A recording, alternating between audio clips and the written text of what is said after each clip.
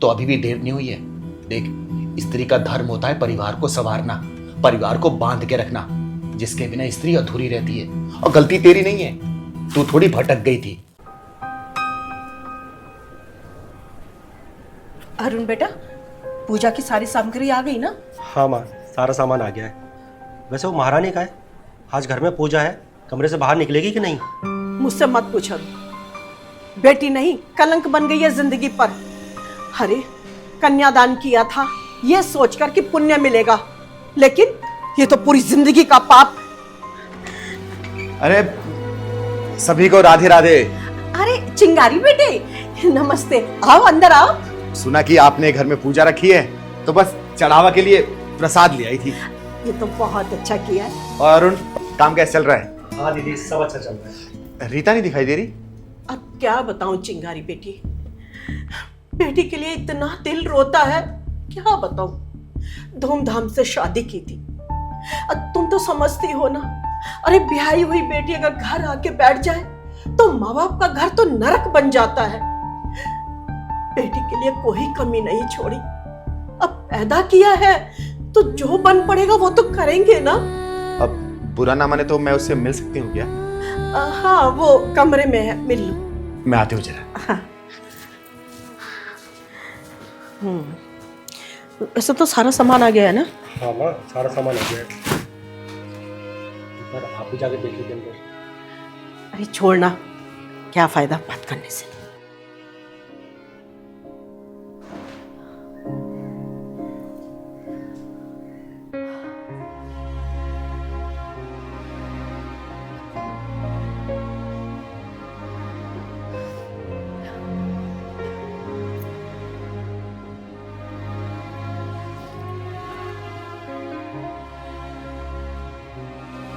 अरे चिंगारी दीदी, आप आइए, बैठिए ना। तू इतनी उदास क्यों है? और बात तेरी माँ भी तेरे लिए चिंतित है। तू कहे तो इस ससुराल से मैं बात करूं, या तो वो चिंगारी के संस्कार समझेंगे या फिर मेरी फटकार से। नहीं चिंगारी दीदी, नहीं, उनसे कुछ मत कहिएगा। वो मैं ही थी जिसने अपने रिश्ते की अहमियत नहीं समझी और सब छोड़ छाड़ के आ गई। और अब क्या है? अब क्या? अब मैं अपने परिवार पर बोझ लगने लगी हूँ। परिवार पर, समाज पर, खुद पर। अब सिर्फ शर्मिंदगी है मेरे जीवन में। क्या बोल रही है? कुछ समझ भी रही है? अरे क्या कमी छोड़ी थी तुझ में? हाँ, जिस उम्र में तुझे ससुराल में होना चाहिए यहाँ आकर बैठ गई।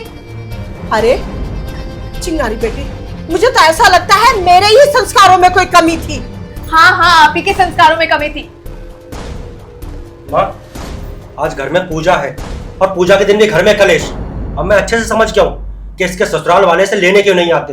लेने नहीं आते या आने नहीं दिया गया। जब शुरू में वो मुझे लेने आते थे तब इन्होंने बहकाया मुझे कि मत जा, हम हैं तेरे साथ। अरे हमारी बात बार अपने पति को पल्लू से कैसे बांधेगी? पूछो जरा इनसे चिंगारी दीदी, इन्होंने कहा था कि नहीं है, और अब मेरे साथ। शांत हो जा रीता, शांत हो जा। अब एक दूसरे के ऊपर दोष देने से कोई फायदा नहीं है। बात बिगड़नी थी वो बिगड़ चुकी है, लेकिन अगर तुझे अपनी गलती का एहसास है ना, तो अभी भी देर नहीं हुई है। देख, स्त्री का धर्म होता है परिवार को संवारना, परिवार को बांध के रखना, जिसके बिना स्त्री अधूरी रहती है। और गलती तेरी नहीं है, तू थोड़ी भटक गई थी। अगर ये बात तू अपने पति को समझाएगी ना, तो मुझे पूरा विश्वास है वो तेरी बात को जरूर समझेगा। हाँ, तो इसमें हमारी कहाँ गलती थी? गलती थी माँ जी, आप ही गलती थी, क्योंकि आपने रिश्तों में चालाकी लाने की कोशिश की। अरे बेवजह प्यार और परिवार के रिश्तों में राजनीति ला दिया आपने, और जब हारने लगी तो पूरा दोष अपनी बेटी पे डाल दिया। यही सबसे बड़ी गलती थी आपकी। घर में पूजा पाठ करने शांति नहीं आएगी। अगर आपकी बेटी घर बस जाएगा ना, तभी आपका घर जन्नत बनेगा और स्वर्ग बनेगा। समझी बात? सही कहा दीदी आपने। मैं कल ही इसके ससुराल जाऊंगा, इसके सास ससुर से, जीजा जी से, सबसे हाथ जोड़कर माफी मांगूंगा। और मुझे पूरी उम्मीद है कि वो मेरी बात को समझेंगे और हमारी इस नादानी को माफ कर देंगे, क्योंकि हमारे जीजा जी बहुत अच्छे हैं, बहुत नेक दिल इंसान है वो। मुझे पूरा यकीन है और मेरी बहन को अपना लेंगे। दीदी, आज आपने हमें एहसास दिला दिया है कि लड़की का असली घर उसका मायका नहीं, उसका ससुराल होता है। अरुण बेटा, तू इसकी ससुराल अकेले नहीं जाएगा। मैं भी तेरे साथ चलूंगी। अगर इसका घर मेरी वजह से टूटा है तो मैं ही इसका घर जोड़ूंगी बेटा। मैं चलूंगी तेरे साथ। सही कहा माँ आपने। एक बात याद रखिएगा, डोली मायके से उठती है, अर्थी ससुराल से उठनी चाहिए। चल बेटा, घर में पूजा है ना, पूजा बैठ। चल चल।